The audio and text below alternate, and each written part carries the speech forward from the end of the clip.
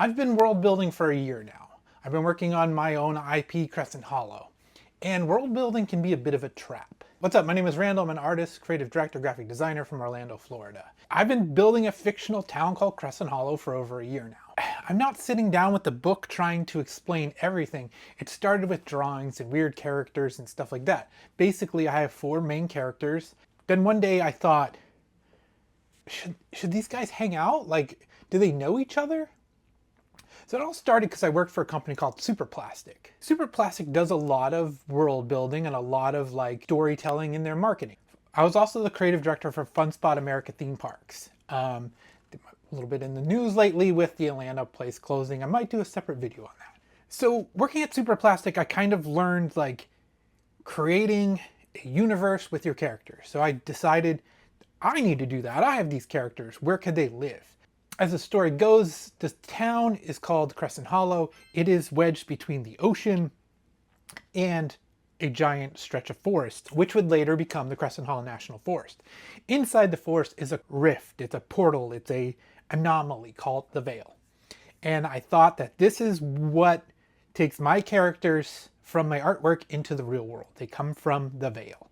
So the Veil is like this thing that attracts people. So I had this old idea that these like Puritan settlers from the 1600s were attracted there because of the Veil, and they did something wrong. I don't know what that thing is yet, but their hands are not clean, right? They did something wrong. It kind of disturbed things, and that created the weirdness of the town, right? So then in the 1800s, Dr. Thaddeus Randall was born. Dr. Thaddeus Randall would later be the first one really in the town to understand what's going on. He saw that as an opportunity to profit. Now, Dr. Thaddeus Randall isn't a bad guy. He's also not a good guy. Is he really even a doctor? Who knows? Yeah, seeing that ability to profit, in 1934, Thaddeus Randall opens the Museum of Wonder. And he starts pulling these things around town, and so it's like a roadside attraction, like a Ripley's Believe It or Not type deal. And then in 1964 he would open Hollow World, a theme park based off of all of this. That is 100% based off of my time working at FunSpot. This weird little small theme parky thing. And yeah, like from there I just started growing this idea that like there are all these characters I wanted to pull from, like The Simpsons, where there's like hundreds of characters and this and that, and work in different timelines. So stuff can happen in the 1600s, the 1800s, the 1900s, all the way up to 2024. Everything lands on a 4. And that has to do with the 4 friends, the 4 horsemen of the apocalypse, and the town. I also have like a mayor who decides that, you know, this small town is the next big thing in the early 1900s. So he builds an elevated train that only goes like a few blocks. Like you could have walked the distance by the time you wait for the train. Like things that don't make sense. There's a candy corn factory that is run by June Honeylick. It's the Honeylick Candy Company. And June Honeylick takes over this like an importer-exporter type factory from her husband that her husband's dad started. But June Honeylick's husband disappears.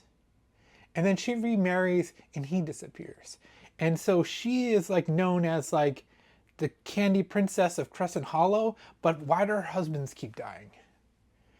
And also she was born in 1954 and she is not really aging.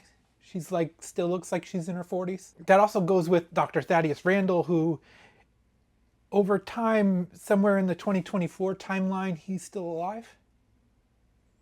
So yeah, I like these ideas of playing with time, these strange characters. And there's a local group called the Lantern Patrol who are monitoring the goings-on of the town. There's a corporation who kind of looms over all of this called Randall Corp. And that is owned by Dr. Thaddeus Randall, kind of taken over by his family. And they have their hands on a little bit of everything. And they are like if an Amazon, Skynet, Monsanto type company would to come in and like own a theme park, a grocery store, and then try to sell you real estate. This idea pops up with me and a friend of mine went to Miami. We took the Bright Line train from Orlando to Miami, and one of towards the last stop of pulling into the Miami station, there was a advertisement for a condo company. They're building a condo and it said something about amazing views and all of this and that luxury living. And right next door was like a homeless camp. And it was like the weird juxtaposition of like this luxury living, this beautiful views, but you're building it right next to like a homeless camp. And that juxtaposition made me like really think about this company, like what could Randall Corp really do? Like, and then also trying to take over every aspect of this town because they know something's going on with the Veil and they're trying to profit from it. But that also leads me into like creating a game. I'm developing a game on my carport called Lawn Skee Ball, and how Lawn Skee Ball is like the official like recreational game of Crescent Hollow. And back in the 1800s, it was like all the rage for the rich and elite of the town to play lawn skee ball. And then it just got forgotten. And now like it's starting to come back because I really want to do real world experiences, and you could play lawn skee ball, have a good time doing it, and buy a souvenir of the town, or you, and then like really start getting into the lore, or you could just play the game, you know?